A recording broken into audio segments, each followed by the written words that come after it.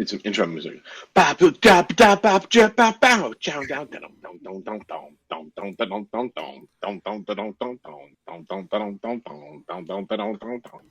a discussion of Captain Falcon and the Winter Soldier.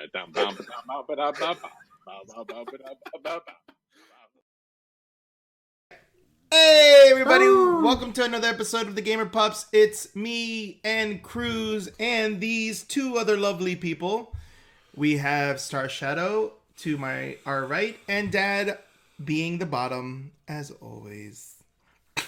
Rude. So I super hope you guys watch this week's episode because from here on out, everything we say is going to be spoilers.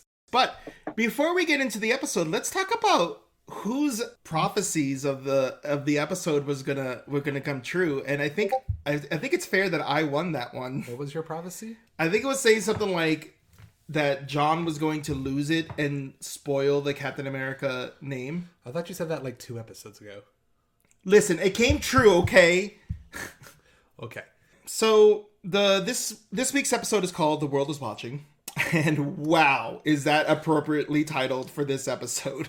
All right, so it opens up in Wakanda. We get a little bit more of a bigger like understanding of Bucky's deprogramming, specifically highlighting the connection between him and Ao. And I thought that was really, really cool to see that Ao was a big factor in helping Bucky get where they were. Yeah. Which, like, I mean, I knew they were there as a vibranium arm and everything, but like, I like that they filled in that part because in episode 1 we see Bucky in counseling and stuff, and you don't exactly know his journey between Avengers Endgame to where he was there, what made him a hero all the way up to that point, why he's better and stuff and considered, and now we do.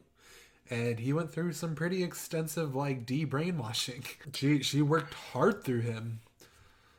She's going, like the scene you see, she's reciting through the words, all of his code words that are supposed to make him switch, and he's fighting it, and she's doing it, trying to keep him, he's trying to fight switching over so he doesn't go into Winter Soldier mode. And that tension really is brought over into the present too, because you have that's a really big bonding moment between those two. And then here we are in present day, and she's very much pissed at him because of the current situation.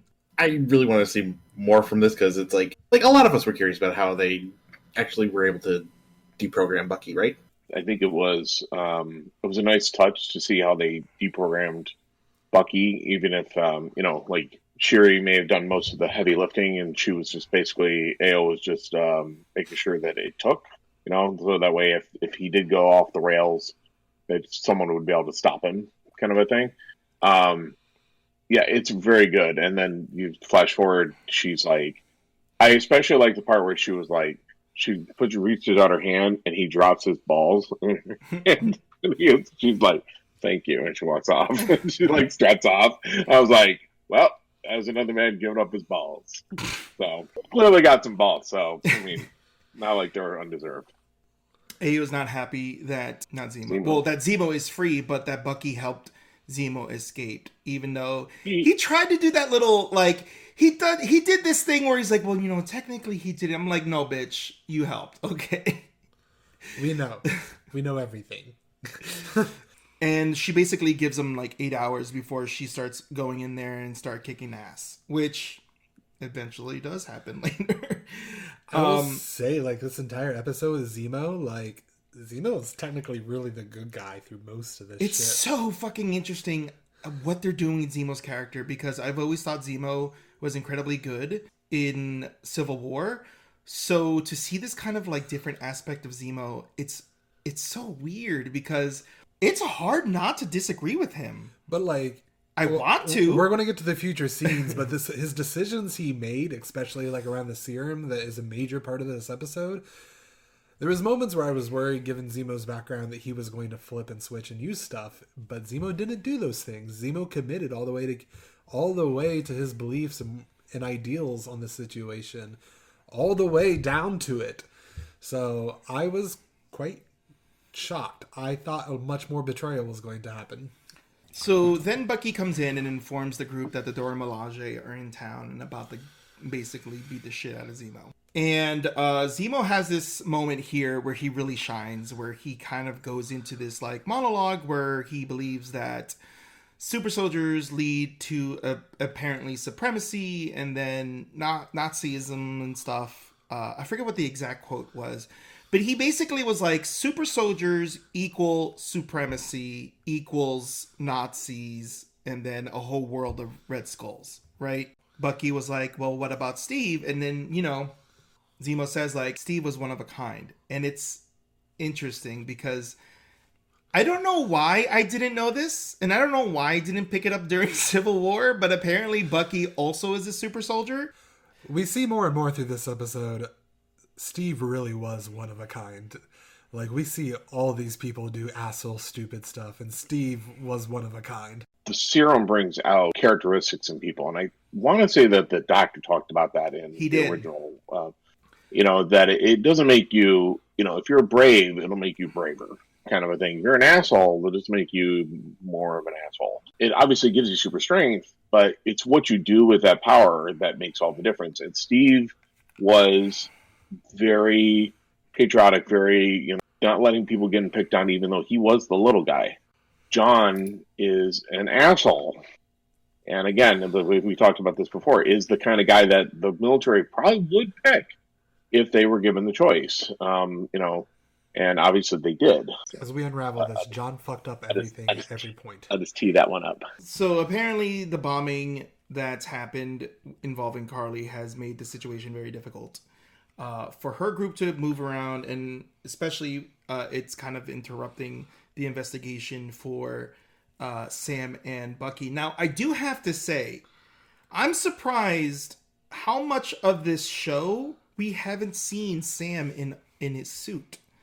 I would have thought we would have seen a lot more Bucky, a lot more Sam in, their traditional Avengers outfit, but they're kind of plainclothes civilians through most of the show. I mean, I guess you can't, like, Bucky's always technically suited up, but Sam isn't a super soldier. And actually that gets brought up later because Sam, I forgot who exactly asked Sam, but it was Zemo. Yeah, Zemo said like, "Hey, would you take the serum?" And Sam was like, "No." Without hesitation said, and we can talk about that when we get there because it was important. It's really fucking hard to disagree with him in this scene. It's interesting that he keeps bringing up the Red Skull because he was literally one of the first test subjects for the super soldier serum. So it's kind of going full circle with that. So it's like he's supposed to be the bad guy. Zemo's one of the bad guys, but like, you need to understand his perspective, and when they keep kind of trying to give that to it, his country, everything he has is literally ravaged by these people. And Zemo's ideals very much say that even though we do get exceptions here and there, it's these people that have destroyed, and these lives, these countries, these places weren't worth that one exception. None of it was worth that one exception. This doesn't belong in our hands. This isn't a power anybody should have. It's just wrong, and he believes that. That's his ends. The issue that with Zemo we see throughout the episode is his means to those ends are what makes him more evil. We agree with his ends and his point that he wants to make sure that type of stuff doesn't happen, but it's the fact and the things that he does getting there. Sam talks about someone who is different, Carly, yeah. And he's arguing that Carly's different, that and that's why he wants to talk with her, that she's different, that she didn't really mean this, that it was an ends to a mean, even though her ends were wrong. He knows her, and it's just different. It's not the same.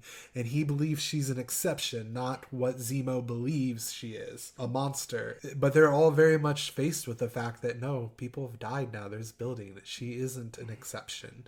No matter what Sam likes to believe, he's being optimistic. And even Carly, when he talks to her later, her first thing she says, you're either incredibly stupid or a genius because you're too optimistic. I still think Carly's general purpose is not to control the world like the power broker is. So she's a different type of bad guy, right? She's a not like an eco-terrorist. Yeah, like she's doing it for good reasons, right?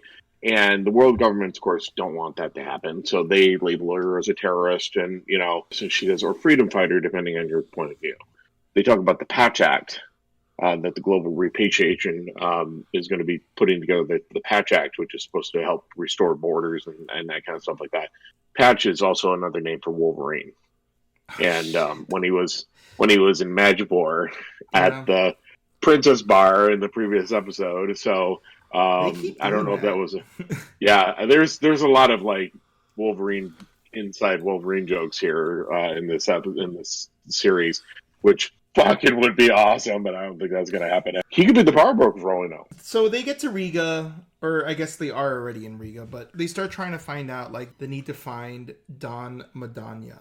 I don't really know how to classify her, but she was pretty much that... She was their saint that they kind of all were behind. Right. And as they were kind of trying to get information from the local people there, they iced them out, like, completely. It was just kind of... It was weird. For a second there, I thought they were going to get jumped. Nobody wanted to help them. To them... They were the bad guys. They were the bad guys, which is such an interesting viewpoint. Even that guy was like, hey, dude, I know exactly who you are. I know that you're an Avenger. This is something that you can't help because you can't see it. You can't get your hands dirty. I will say, I don't actually know yet if it's actually their responsibility to be involved in this. These people's ideals and these people, and like they're doing it. And I will say, when they went here, something that I point out that completely bothered me is like they're all in normal clothing, and then he fucking shows up in his full armor, his Captain America get up, walking through the streets as Captain America, not like incognito or anything, like fully parading, looking like he's ready to fight in a fucking civilian space.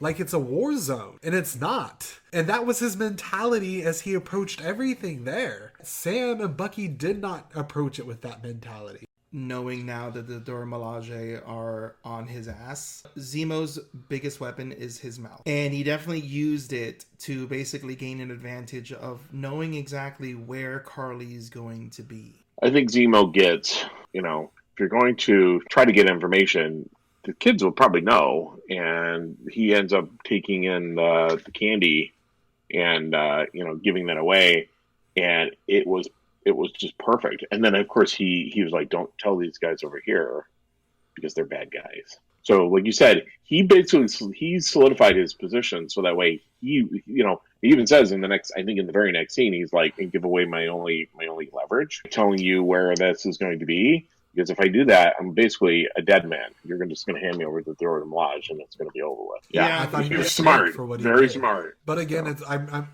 who is he the bad guy to? He was not the bad guy to those people. So it's interesting. And he did ultimately help that kid. He gave them money. He gave that family, and he said, "This is for your family." He knew what they needed, and he knew in a way he could help that Sam and Bucky couldn't help them, which is why they were willing to help him back.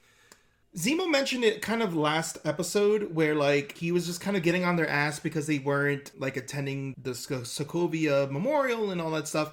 I think it's that Zemo's from this area, right? Like he knows this area, he knows these people, he knows how these people work. He knows how they feel. He's an insider. Exactly. He understands their plight. Like he's been here before in his life. These are his people. Not directly his people, but not that far from what Sokovians were going through. Yeah. Much more than these Americans literally jumping the pond, messing around in affairs that really aren't their problem. As they're trying to go to to find out where Carly is and kind of eventually meet up and talk and try to basically de-escalate the situation, fucking John Walker stomping down, starting barking orders. He really just comes in and tries to like take control of the situation, and especially with Zemo and everything, and he creates this whole weird, intense situation. What is it with him and wanting to inserting himself into literally every single situation in the series? And it's just like, what makes you think you can just be Captain America just because they gave you the shield? Why? Zemo is pretty much a very valuable asset for the group. I mean, at this point, with his leverage, they can't even hand him over to the Dora Milaje at this point because he knows the only information to go find Carly. And of course, John just comes in and is like, You're going to tell us what you know. You guys are going to hand him over. He's not a leader. He's a bossy bottom who is telling everyone what to do. And his partner literally gives away that like they have nothing, and we know he's desperate. They have no information of what to do, where to go, and they need the information. And that's what he's coming in complete desperation, trying to take control because they're dead in the water, and they're much further along with Zemo than he is. And he's basically trying to regain control of a situation where he is constantly failing at every corner. So I feel like when people talk about like Make America Great Again, okay, they're thinking about like 1940s Steve Rogers kind of America, like where America was the good guy, America was there to help everybody. But that's not really who America is now in the modern days. Like, John Walker's a really good fucking representation of what the United States has kind of turned into. Like, we think we're world police. We think we go in and we go into other people's countries. Like, we fucking push the line. And I'm like, I think we're about to go to war.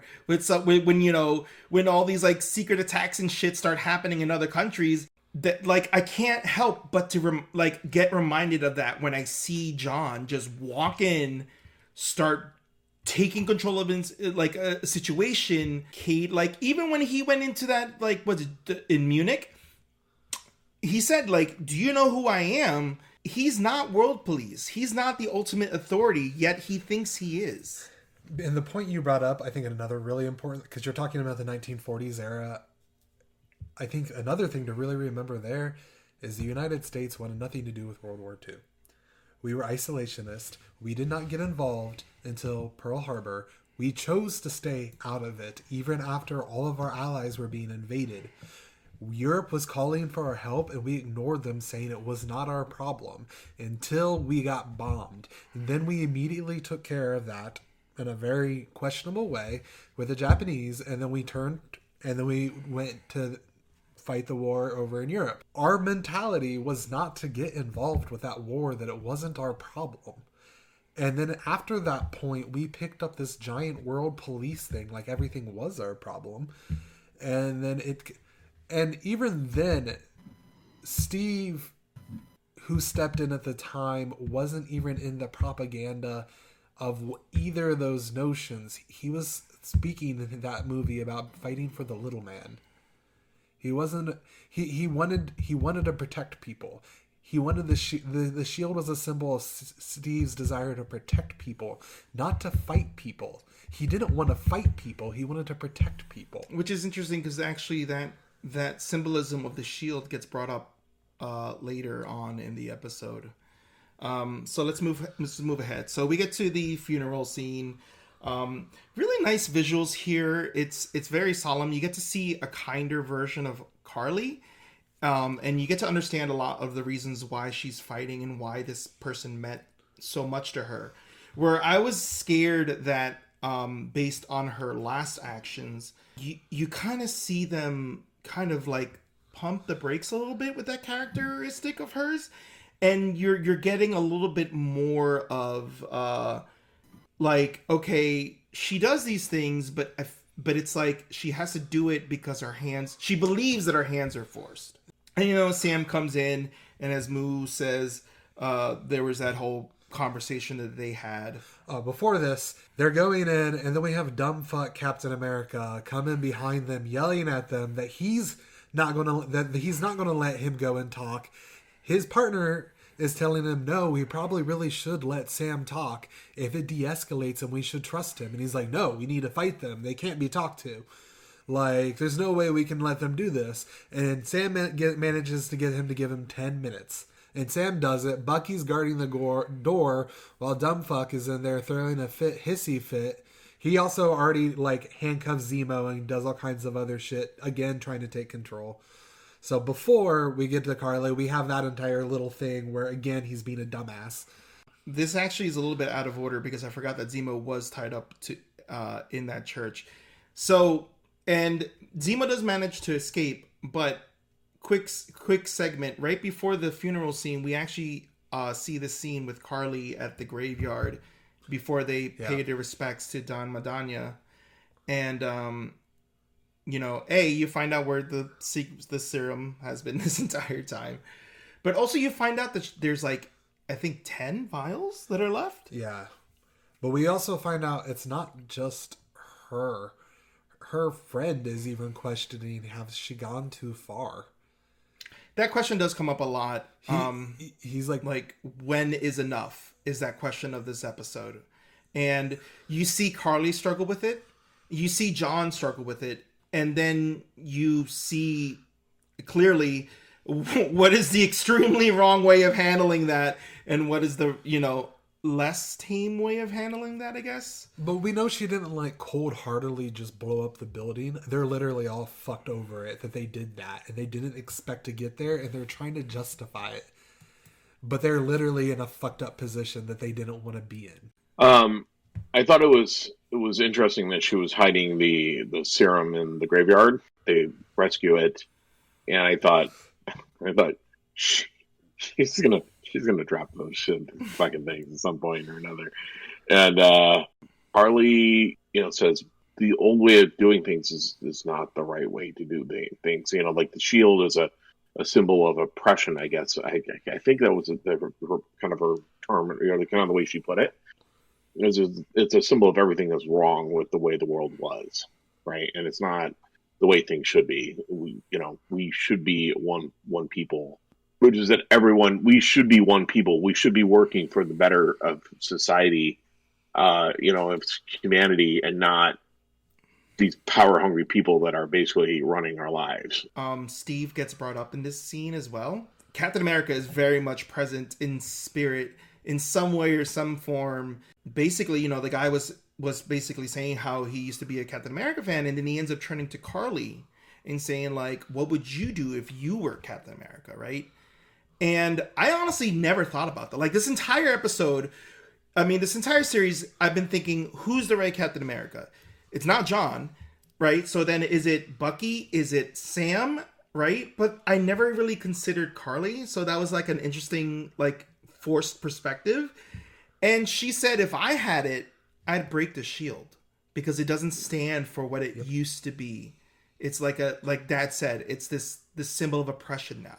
So that was interesting that she would have chose, with that responsibility, she would have chosen to kind of end that legacy. Yeah. And she even said legacy too, that Captain America needs to, the image, the thought of Captain America needs to die. Steve was not Captain America because he had the serum. Steve in himself and his personality was Captain America without the serum. And we see the new Captain America does not feel he is Captain America with the shield. That's not enough. He feels over and over as we go and progress through all these next lines and things that happen that he needs the serum is what makes him Captain America. Taking the serum and the usage of the serum gets brought up a lot in this episode too, because even Carly was questioning it. Even she was questioning it. She had a moment of clarity, I guess, where she was like, hey, is making more super soldiers really the right answer?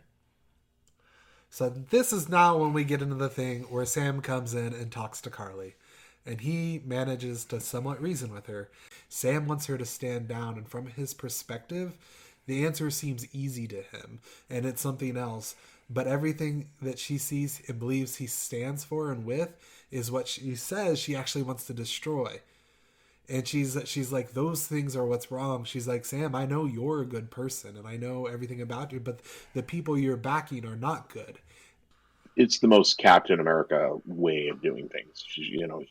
Sam is trying to reason with her and trying to find the peaceful solution without more bloodshed. And of course, John is in the other room, chewing his fucking leg off, he's got his leg trapped in a bear trap.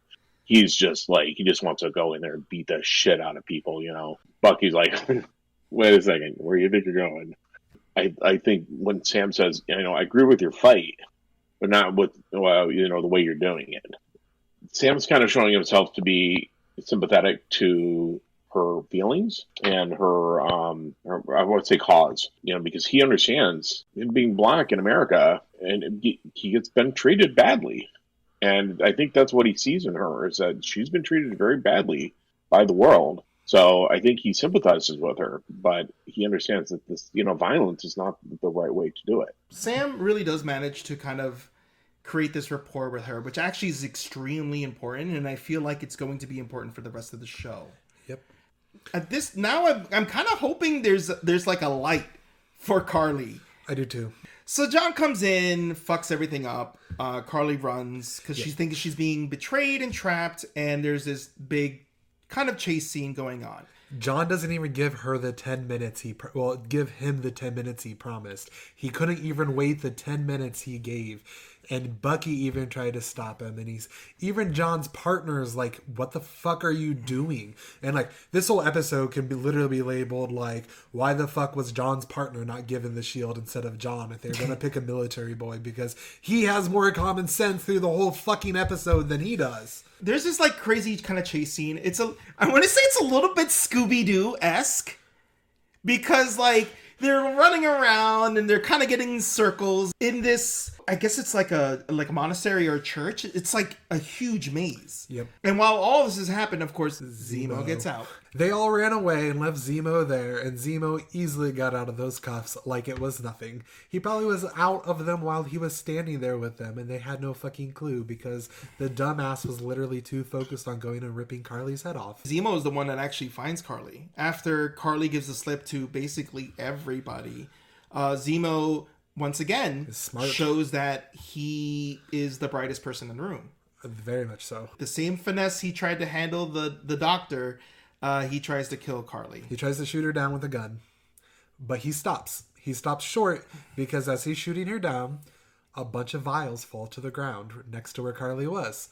At the table she was hiding behind, and he knows what those are, to start stomping on every one of them and destroys them without hesitation. Well, hold on. There was a moment where he picked up the vial, and I literally held my breath. That was where I was worried. I'm like, oh my god, is he going to switch and be like, never mind, I'll use this to end it?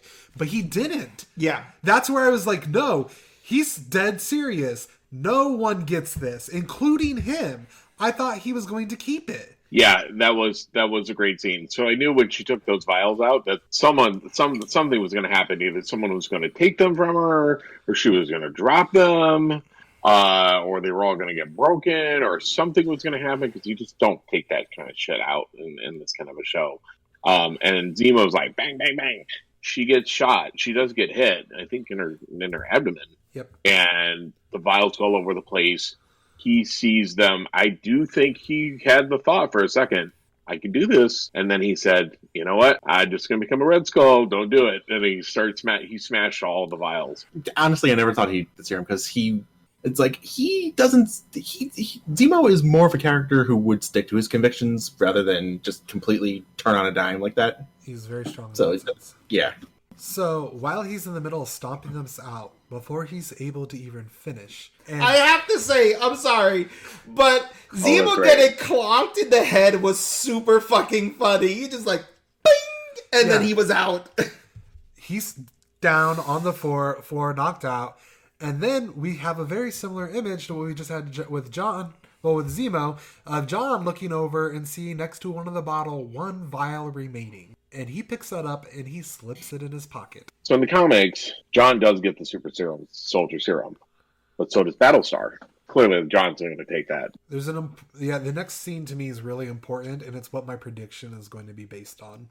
So now we know that John has the vial, and they kind of lose Carly, so they basically are back on a cold trail. And as they're kind of going back to their home base, which is really lovely, by the way, here comes the motherfucking John Walker and starts, making demands. But before he can even start throwing his damn shield... No, right before that, please.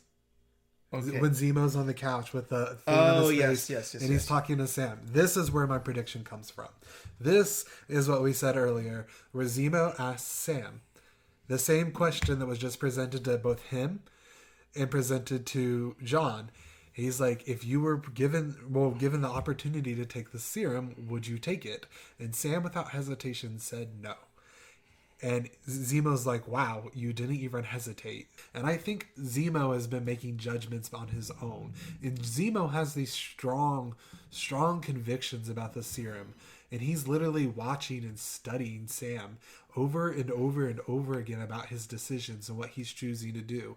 And my prediction for this is going to come. I think Zemo, in a way, is going to give Sam the okay and tell him that you're the one that should have the shield. I feel like Zemo giving him the okay, basically telling him he is the good guy, is similar in the sense of like Erskine and Steve back when they were talking, and he said, "Don't be the perfect soldier, just be a good guy." Sam's issue is he's doubting himself. He doesn't think he's good in the same way that Steve was.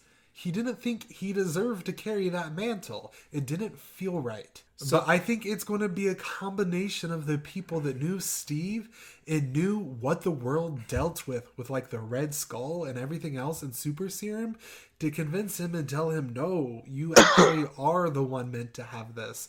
We've seen what the world has done with these things, and you deserve this. The 8 hours are up, and here comes the Dora Milaje. The best part of this entire episode.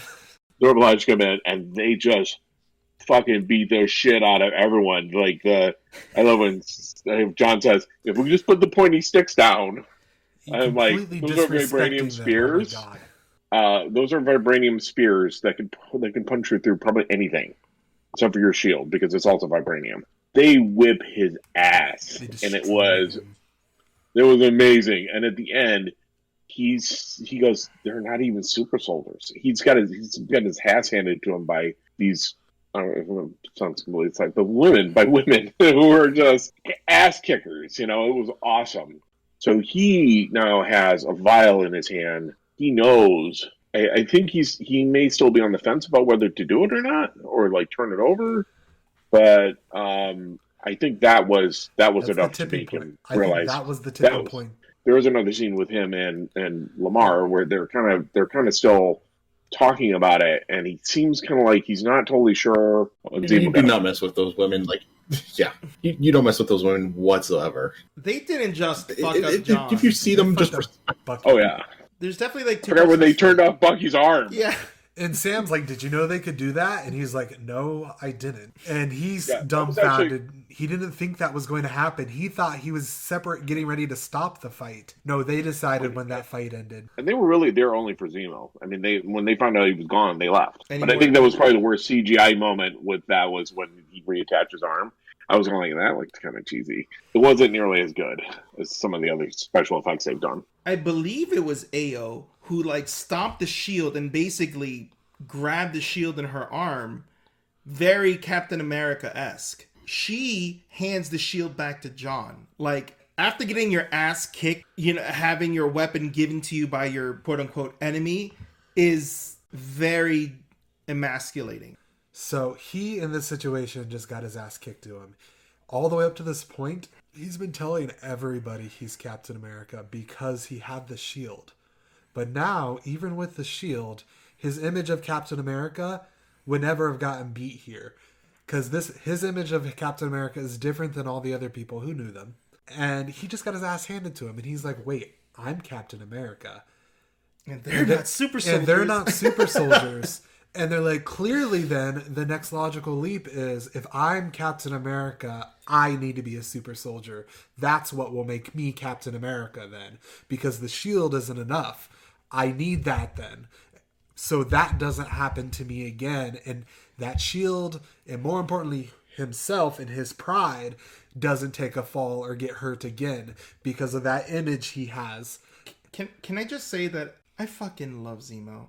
I love his actor. I want him to be in every fucking Marvel movie because as the entire fight is going on, he just nonchalantly just kind of has his tea, kind of sidesteps spears going around him and stuff, and just kind of okay, well, you know what? I'm just gonna leave you guys to do this, and then he just GTFOs. Bye. He's just gone.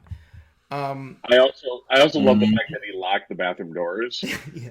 If that's going to stop anyone. Yeah. The doors go. And now, like, yeah, they're fighting, but they're after him, and so he's pretty much done in that part of the story. I don't think we're going to see Zemo until probably the wrap up of the show.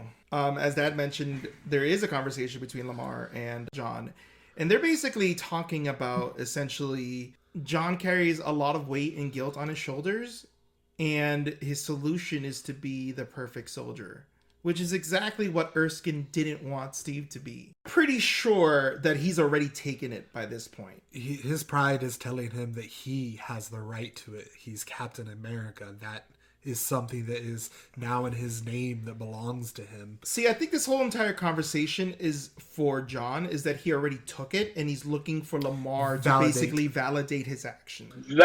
That could be. That could very well be. Either way, whether he'd already taken it, he was just trying to get Lamar to kind of like, it's fine, without him actually saying it's fine, or whether or not he was actually on the fence and he was going to hit it up that night, like do a little booty bump. I don't know. I was still here like Lamar's the good guy. Like Lamar is the good one of the two of them. Like, yeah, he's the rational one. Night and day. He has actually been a very upstanding character. I would say he would be John's conscience. Yep, and to say. Which is very important to this episode. It's symbolic of what's about to happen. Before we get there, we get to deal with Carly and what she does Carly, right? So exactly. So Carly figures out, her people really want to kind of just get rid of Sam, get rid of everybody. This is where like Carly comes out with like her rational, like that's bond that Sam had with her. Like really shows its work here. She doesn't want it. Sam at some point kind of, I guess, de-escalated her to a point where she is not like drop rockets on them and kill them all. Like she's like, hey, listen, you're absolutely right. We need to take care of John Walker. We need to, crush Captain America. I'm 100% with you on that. But I think we can get Sam to help us. I think Sam is a good guy here. Even in the same scene, you notice that there's a lot of pressure on her as a leader because the power broker is ready to fucking kill her, which is completely different from how they made the power broker sound last episode, because she was pretty sure that the power broker was going to come crawling to her.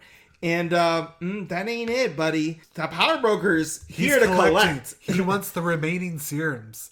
And she's like, fuck, well, I'll deal with that when I get to that, but that's not what's in front of me right now. I have other issues. She calls Sam's sister to give her coordinates and hollowly threaten her that if she didn't get Sam these coordinates, that she was going to take her out to the docks with her children and basically off her.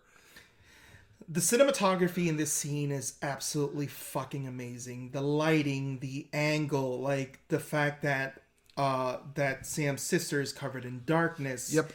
There's like, this series is full of symbolism. Well, the POC view here too, that his sister says, because she's like, I get it. I agree with you. The things you're fighting, she's like, first off, Sam's not a bad person, and the people you're fighting, they don't care about me either. They've never cared about us. Yeah. She's even there saying, those aren't my people. They're not Sam's people. He's not a bad person. And he didn't do that to you, and he believes in you and knows you're a good person. Carly went way over the line on that one, and she threatened her. She starts out the whole conversation with, I'm not sure if I need to kill your brother or not. Sarah knows that Sam is a very upstanding person. He is not a tool of the United States government like John is, and that he's not following John. John is literally tagging along on this adventure in almost every situation. So I thought it was very good.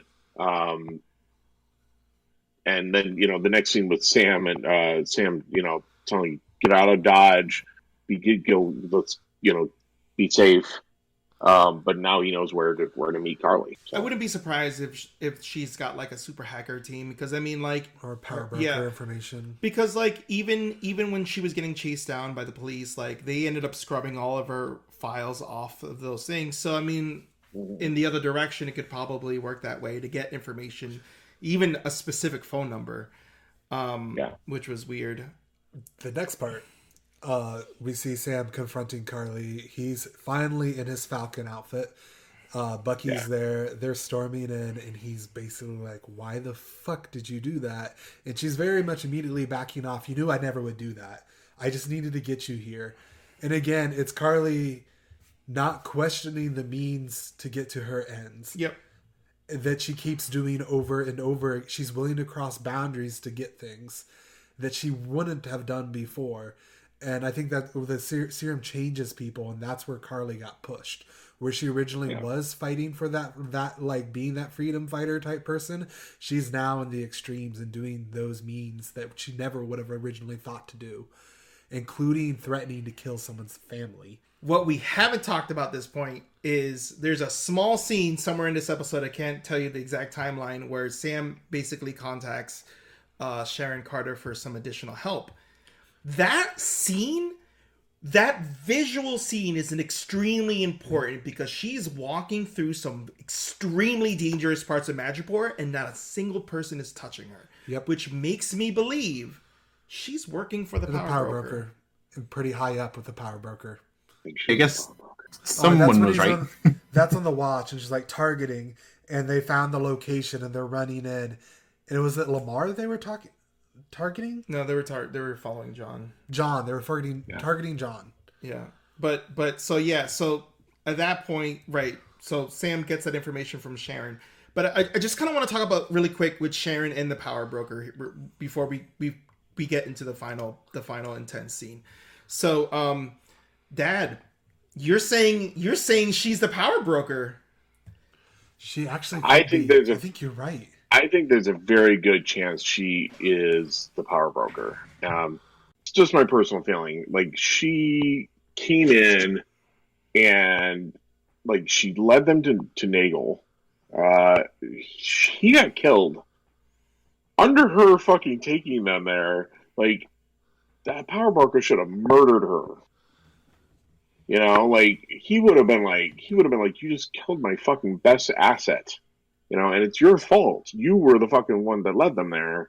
And she's just like casually walking through this, high security zone, through these barricades and stuff. She's like, I might have like access to a couple satellites, maybe. But because she's got information now, she got the information from Sam then about the vials in the serum, which would explain why the power broker all of a sudden messaged collecting, saying, where is it at? Because if she is the power broker, she already knows they don't have it. I think she's lighting a fire from a different side.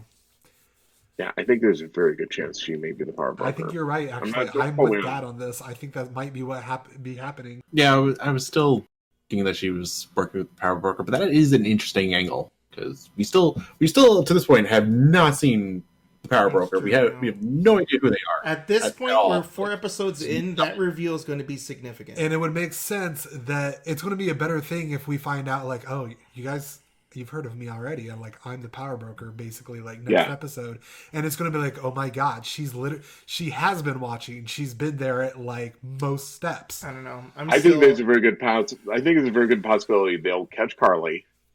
They'll take her in. And the power of Sharon will show up and they'll be like, oh, what are you doing here? And she's like, Carly, you know what I'm here for. And she's like, I don't have your vials. I think that's how it's going to go down.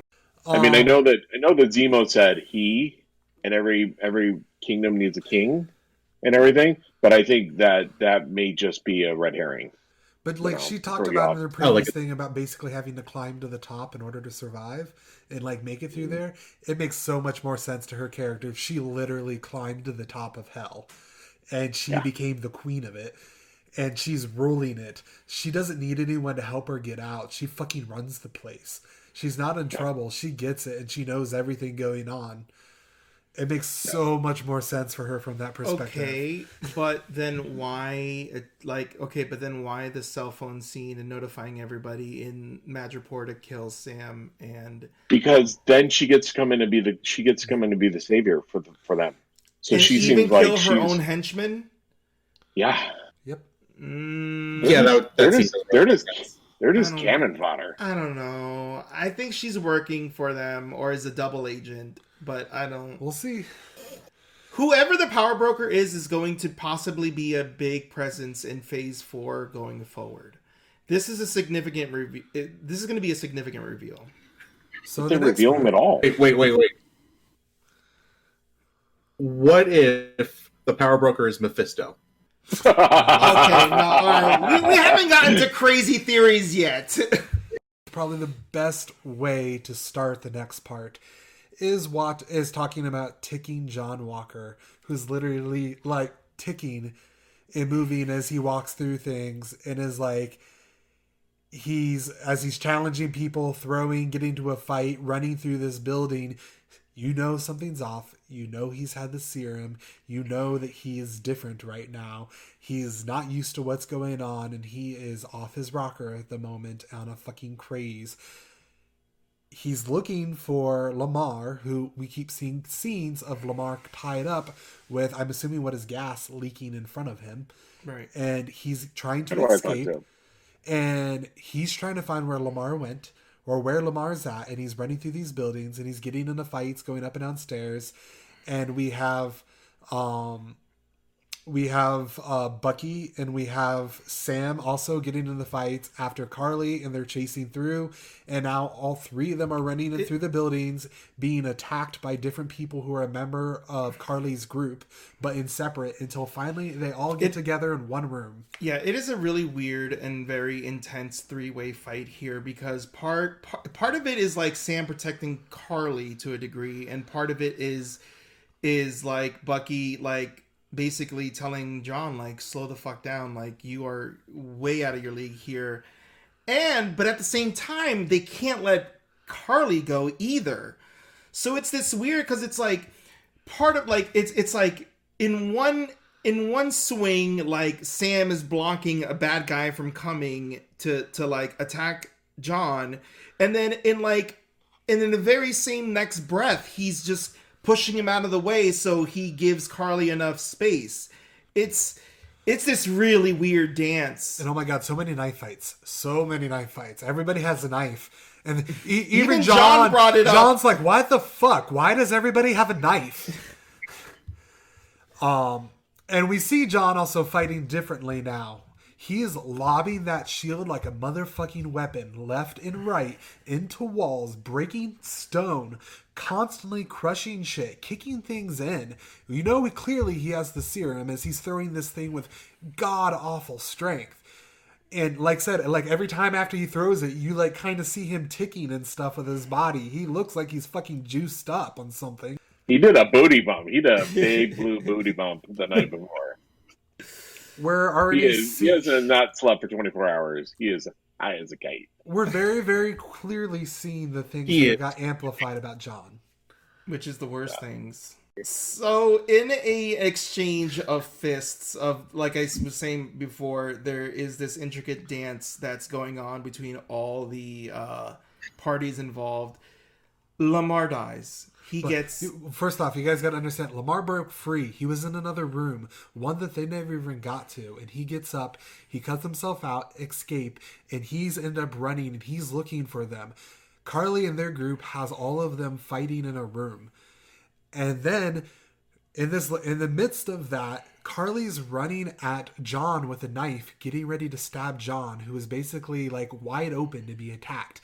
And Lamar comes out of nowhere and jumps on Carly, which gets grabbed and flung across the room at a pillar. Then that's when Lamar dies. And it is an extremely... It is a very oh shit moment. Even Carly in her group knows that what they've done is piss off a very angry John Walker. You see John snapped. It's like... in this moment, you know, John is attending to Lamar, right? As one would expect. But Carly takes this... Like, Carly could honestly take this opportunity to kill John, but she knows that she just stepped in shit. Yep. Their goal was not to harm Lamar or any of the others. Their goal was to take down John. And at that moment, and John's like checking Lamar and seeing that he's dead, they're all backing away and they're leaving. They're turning tail. They're running out the building, every one of them. And John's first reaction is literally to turn to the window and bust through the fucking wall and land on a car outside the building. Again, I just want to go back to the like, I know you're focusing on John and everything, but there's a lot of tension between Sam here too and Bucky, because again, they're caught in the middle of this. They're just like, do we defend Carly? Do we not defend Carly? We have to capture Carly. We have to subdue Carly, but we can't kill her. And we can't have him kill her. And we can't have him capture her because we don't know what's going to happen. Yep. And they're trying to play the good guys. And even Sam noticed that John had taken the serum. Yeah, because there's definitely that scene. There's one of the scenes where someone takes a pipe and tries to hit him with it. One of the Flag Smashers tries to take a pipe and hit him with it, and he basically takes it and just bends it. Crazy strength, and he is just high as a kite on this stuff right now. He is not hiding it. Yeah, he's not hiding it. John, Lamar dying, his conscience died. He goes outside and he tracks down I think he nails one of Carly's guys in the back of the head with the shield. Guy falls down. They start fighting. The guy falls over, and John just executes the guy with the shield, just taking it over his head and slamming in this public square with all these people surrounding it. Cell phones out, just everyone knows what the Captain America just did, and there is the most gruesome moment where he stands up and he's kind of got this pose. He's got the shield in his hand, and the bottom of the shield is just covered in blood. And it's important to note that the person that died wasn't just any of the lackeys. It was Carly's basically right-hand man that was talking to her about, is this the right way, earlier in the graveyard. He was the one that's like, we've gone too far. This isn't really what we should have been doing. This isn't what we wanted. And he was the good guy in the sense that trying to be her conscience. And Carly was part of that crowd that witnessed the execution. Yes. And we see her standing shocked. Yeah. And now both of those people's consciences just got killed in that scene. He executed publicly that one. The image of Captain America has just publicly been destroyed. She didn't mean to kill or end Captain America that way, but they just fucking did. She should have taken that out of Zemo's book, which is the best way to destroy is do it from within. Exactly. You just kill Captain America, they're just going to put another one in place, right? John did what Zemo did to the Avengers. Yep. By breaking them from the inside out. And Carly, unfortunately, didn't know that lesson. In the last episode, we had talking about how he wanted to destroy the shield, and in this one, we had Carly destroying it for kind of different reasons, but also the same. And then we get to this, and John Walker metaphorically destroys the shield. The shield was chosen by Steve to protect. That was what Steve wanted to do. That was we literally just got 15 minutes of a fight scene where John used that shield for anything but. He literally used that thing as a weapon to kill over and over and over and over again. Honestly, I feel like when I was watching this, everybody in the room collectively just held their breath as this was happening. And I'm like, is there an end scene credit? What the fuck? Are we literally I'm like, oh my God. Again, if Marvel has been doing anything good since, I would say, in the phase 3 going on forward, and especially with these TV shows, are these camera angles, these symbolisms, symbology. Literally, the camera angle is from the floor looking up as if you were the dead body, right? And you're looking up and you see a towering Captain America with a bloody shield, and it almost looks like he is essentially from a very dominant god position. And this also, I will say, has created the fucking hiccup for Sam. Mm-hmm. Because the decision, whatever was going to happen next, picking up that shield just got a lot harder because it literally means nothing right now. Everything Steve stood for just was destroyed in that shield and that symbol. This is a very difficult scene to watch. This whole entire episode was difficult, but this particular scene itself was really difficult because, again, I'm sorry for sounding like a broken record, but again, Steve's presence is felt so much throughout this entire series up until this moment. Like this moment really, like this is the moment where Steve is died. Dead. That's what it felt like. Steve died there. Prediction, all right? Prediction for next episode. I think it's going to open up with live news coverage of this, and old man Steve, is watching basically John Walker killing somebody with this shield. Well, I did say earlier that I wanted to see Old Man Steve show up in this series at some point, so that might just be what happens. Somehow Steve is going to learn about this. Somehow. If he's alive. If he's alive, right. I think the U.S. government is going to try and like backtrack and say, "Oh no, this guy that he killed as part of the Flag Smashers. They're all terrorists. Like, no one should feel sorry for these people." Like that's literally going to happen. Other is that they're probably going to try and take the shield away from John and try and be like, "Oh hey, yeah, huge mistakes in him. Here you go." I do think I am going to stand by my prediction that Sharon is the power broker. So you're saying we're going to get a power broker reveal next episode?